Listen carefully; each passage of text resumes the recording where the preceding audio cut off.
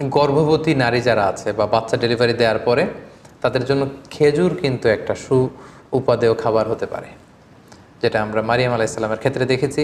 আল্লাহ বলেছেন যে ফাহুজ্জি ইলাইকি বিজিজ আইনাখলাতি তুসাকিত আলাইকি রোতাবান জানিয়া, হে মারিয়াম তুমি খেজুরের ডাল ধরে টান দাও, সে পাকা খেজুর পড়বে, সেটা খাও। মারিয়াম আলাইসাল্লাম কিন্তু খেজুর খেয়ে তখন এনার্জি পেয়েছিলেন। সো গর্ভবতী নারী কিংবা সন্তান জন্মদানের পরে একজন মায়ের জন্য খেজুর একটা চমৎকার খাবার হতে পারে, কারণ এটার মধ্যে ভিটামিন B6 আছে, এটার মধ্যে কপার আছে, এটার মধ্যে অনেক ধরনের উপাদান আছে। বিশেষ করে খেজুর হচ্ছে ফুল অফ ফাইবার সমৃদ্ধ একটা খাবার, যেটা আপনার এনার্জিকে বুস্ট করবে। সো গর্ভবতী এবং সন্তান জন্মদানের পরে নারীদের জন্য খেজুর একটা চমৎকার খাবার, যেটা কোরআনিক গাইডেন্স থেকে আমরা পাই।